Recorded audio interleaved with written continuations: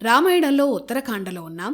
Last ఎపిసోడ్లో రావణుడు అతని సోదరుల వివాహాలు ఎవరెవరితో జరిగాయి, రావణుడు లంకను ఎలా సొంతం చేసుకున్నాడో తెలుసుకున్నాం. ఆ తర్వాత ఏం జరిగిందో ఈ ఎపిసోడ్లో తెలుసుకుందాం. లంకలో తన రాక్షస సైన్యం అంతటినీ రావణుడు విస్తరించాడు. ఆ తర్వాత రావణుడి రాజ్యకాంక్ష హద్దులు దాటింది. బ్రహ్మ ఇచ్చిన వరగర్వం పెరిగింది. ఆ వరగర్వంతో కనిపించిన రాజ్యాలన్నీ ఆక్రమించటం మొదలుపెట్టాడు. దేవతలను, ఋషులను బాధలు పెట్టడం మొదలుపెట్టాడు. దేవలోకంలో ఉన్న నందనవనం సహా ఉద్యానవనాలన్నింటినీ నాశనం చేశాడు. అక్కడ విహరించే దేవకన్యలను బలవంతంగా తెచ్చి లంకలో పడేశాడు. ఇదంతా చూసి కుబేరుడు రావణుడికి హితం చెప్పాలని చూశాడు. ఎందుకంటే రావణుడు చేసిన పనుల వల్ల విశ్రవణ వంశానికే మచ్చ వస్తుంది. ఆ భయంతోనే కుబేరుడు ఒక దూతను రావణుడి దగ్గరకు పంపాడు. అంతకుముందు వరకు కుబేరుడు ఆ పరమేశ్వరుడి తపస్సులో ఉన్నాడు. కుబేరుడు తపస్సుకు మెచ్చి పార్వతీ పరమేశ్వరులు ప్రత్యక్షమయ్యారు. దివ్యమైన సౌందర్యంతో ఉన్న పార్వతీదేవిని కుబేరుడు తన ఎడమ కంటితో ఎక్కువగా చూశాడు. పార్వతీదేవి దివ్య తేజస్సు ఆ కంటిని దహించివేసింది. ఆ కంటి పొర పచ్చగా మారిపోయింది. ఆ తర్వాత మళ్లీ కుబేరుడు ఘోర తపస్సు చేశాడు. అప్పుడు ప్రత్యక్షమైన పార్వతీ పరమేశ్వరులు కుబేరుడి తపస్సును మెచ్చుకున్నారు. కుబేరుడికి తన స్నేహితుడిగా ఉండే వరాన్ని శివుడిచ్చాడు. కుబేరుడి ఎడమ కన్ను పచ్చగా మారింది కాబట్టి అప్పటినుంచి కుబేరుడు ఏకాక్షి పింగళి అనే పేరుతో ప్రఖ్యాతి చెందాడు. ఆ పేరుతో కుబేరుణ్ణి శివుడే పిలిచాడు. కుబేరుడు ఈ తపస్సు చేసిన సమయంలోనే రావణుడు భూలోకంతో పాటు ఇతర లోకాలపై దాడులు చేశాడు. ఆ దాడుల గురించి విని తన వంశానికి కళంకం తెస్తున్నాడన్న బాధతో కుబేరుడు తన దూతను రావణుడి దగ్గరకు పంపి మంచి చెప్పమన్నాడు. ఆ దూత రావణుడి దగ్గరకు వెళ్ళి ఇలాంటి పాపకార్యాలు మానుకోవాలని కుబేరుడి మాటగా చెప్పాడు. ఆ మాట చెప్పిన వెంటనే రావణుడు ఆగ్రహంతో ఊగిపోయాడు. ఇన్నాళ్ళు సోదరుడు అనే గౌరవంతో అతన్ని చంపలేదని, నాకే నీతులు చెప్పే ఆ కుబేరుడు ఈ క్షణం నుంచే నాకు శత్రువని ఆ దూతకు చెప్పాడు. అంతేకాదు ఆ దూతను కూడా సంహరించి తన రాక్షసులకు ఆహారంగా పడేశాడు. ఆ క్షణమే కుబేరలోకంతో పాటు ముల్లోకాలను గెలవాలని రావణుడు నిర్ణయించుకున్నాడు. ముందుగా కుబేరుడిపైనే యుద్ధానికి వెళ్ళాడు. రావణుడు తన రాక్షస మంత్రులు, సైన్యాధిపతులతో కుబేరుడి రాజ్యమైన అలకాపురికి వెళ్ళాడు. కుబేరుడు యక్షులకు అధిపతి. ఆ యక్ష సైన్యానికి, రావణ సైన్యానికి ఘోర యుద్ధం జరిగింది. రావణుడి సైన్యం ముందు యక్షులు నిలవలేకపోయారు. యక్షులు ఎన్నో ఆయుధాలతో రావణుడిపై దాడి చేశారు. కాని బ్రహ్మవరం వల్ల అతడికి చిన్న గాయం కూడా కాలేదు. అలా కుబేరుడు ఓడిపోయాడు. అప్పుడే రావణుడు సృష్టిలో ఎవరి దగ్గరా లేని కుబేరుడి పుష్పక విమానాన్ని అపహరించాడు. ఆ పుష్పకం కుబేరుడి వాహనం. మనసులో తలుచుకోగానే ఎక్కడికైనా తీసుకువెళ్లగల అద్భుత విమానం పుష్పకం. కుబేరుణ్ణి గెలిచిన విజయ గర్వంతో రావణుడు, అతని అనుచరులు పుష్పక విమానం ఎక్కారు. గగన మార్గంలో అలకాపురి దాటారు. కైలాస పర్వతం పక్కనే అలకాపురి ఉంది. కైలాస మార్గంలో ఉన్న శరవణవనం నుంచి రావణుడు పుష్పక విమానంలో ప్రయాణిస్తున్నాడు. ఆ దారిలో ఒకచోట పుష్పక విమానం కదలకుండా నిలిచిపోయింది. రావణుడు ఎన్నోసార్లు మనసులో గమ్యాన్ని తలుచుకున్నాడు.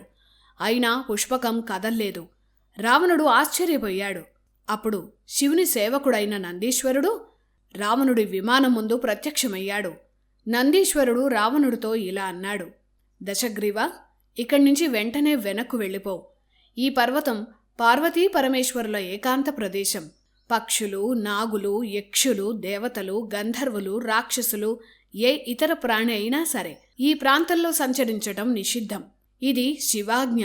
అందుకే వెంటనే వెనక్కు వెళ్ళు, లేదంటే శివుడి ఆగ్రహానికి బలవుతావు అని నంది రావణుణ్ణి హెచ్చరించాడు. నందీశ్వరుడి మాటలకు అహంకారి అయిన రావణుడు ఆగ్రహించాడు.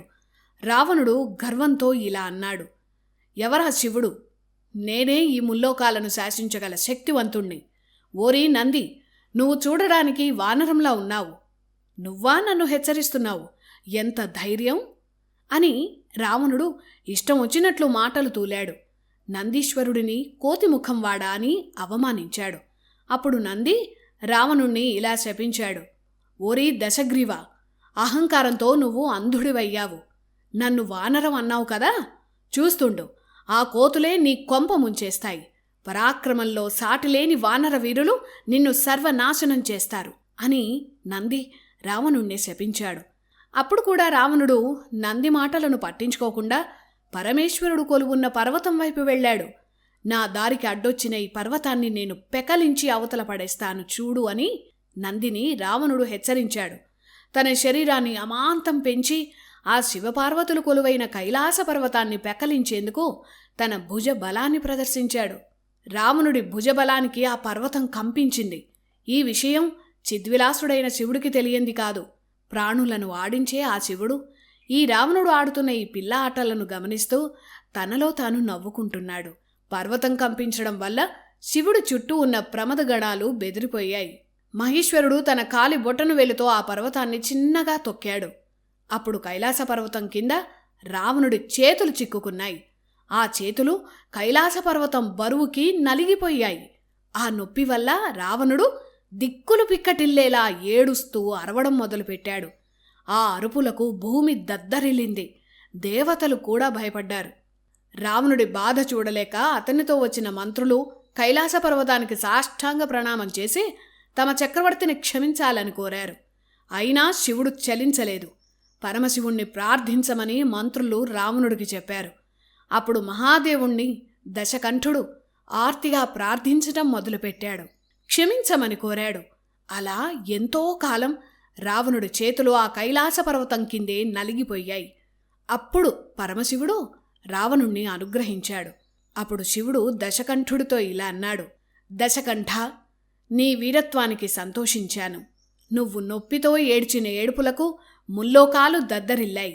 ఆ అరుపులకు దేవతలు కూడా భయపడ్డారు.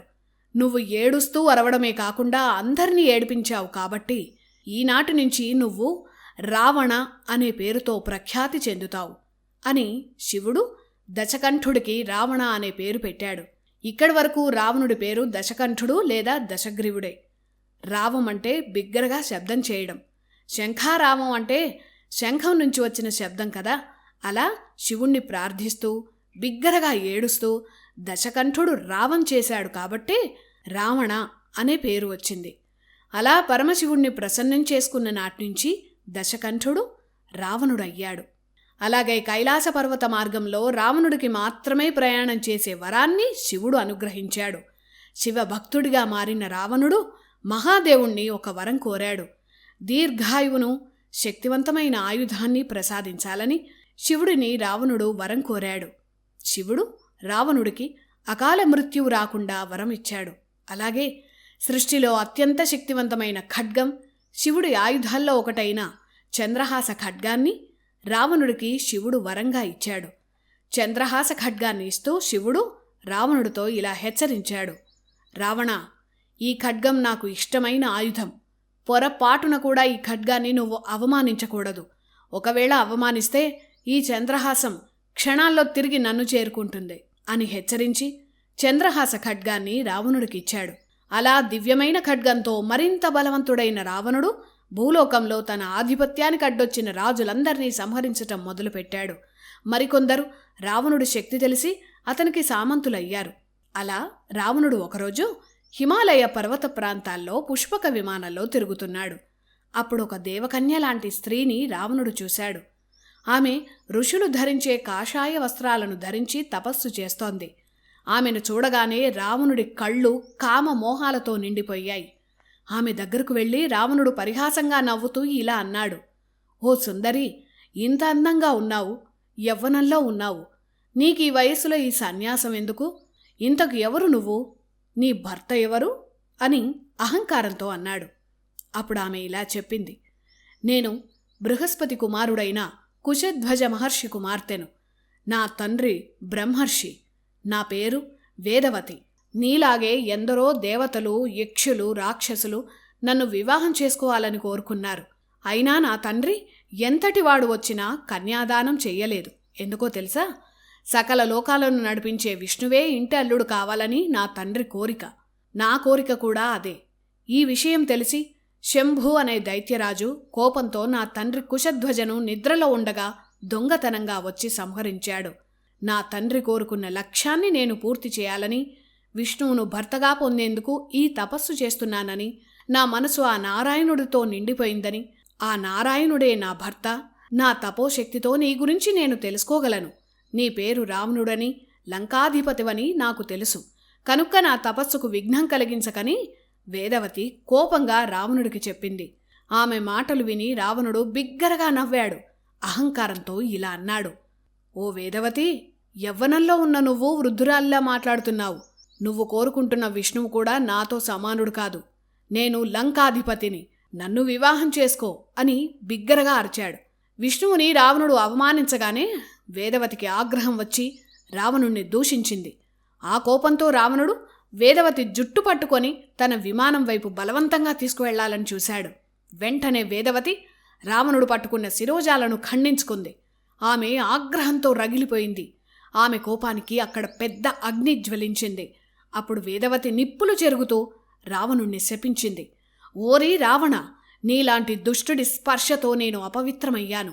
ఇంత అవమానం జరిగిన తర్వాత ఇక బతకలేను. నువ్వు చూస్తుండగానే ఈ అగ్నిలో ప్రవేశించి ప్రాణత్యాగం చేస్తాను. స్త్రీలను హీనంగా చూసే నీలాంటి వాడికి బతికే హక్కు లేదు. అందుకే నిన్ను దారుణంగా సంహరించేందుకు మళ్ళీ నేను వచ్చే జన్మలో జన్మిస్తాను. వచ్చే జన్మలో ఒక ధర్మాత్ముడికి అయోనిజగా కుమార్తెనవుతాను. అసమాన వీరుడికి మహాపతివ్రతగా ధర్మపత్నినవుతాను. ఇది జరిగిన నాడు నీ చావుకు రోజులు దగ్గర పడినట్లే అని రావణుడు చూస్తుండగానే వేదవతి అగ్నిలో ప్రవేశించింది. విష్ణువుకి నమస్కరిస్తూ దహించుకుపోయింది. ఆ తర్వాత వేదవతే సీతమ్మగా జన్మించింది. జనకుడు నాగలితో భూమిని దున్నుతున్నప్పుడు ఆ నాగేటి చాలులో ఒక పెట్టెలో సీతమ్మ జనకుడికి దొరికింది. నాగేటి చాలుని సీత అంటారు. అందుకే ఆమెకు సీత అని జనకుడు పేరు పెట్టాడు. జనకుడు కుమార్తె కాబట్టి జానకి అయింది. మిథిలా నగరానికి యువరాణి కాబట్టి మైథిలి అనే పేరుతో కూడా సీతమ్మ ప్రఖ్యాతి చెందింది. ఆ తర్వాత ఏం జరిగిందో నెక్స్ట్ ఎపిసోడ్లో తెలుసుకుందాం.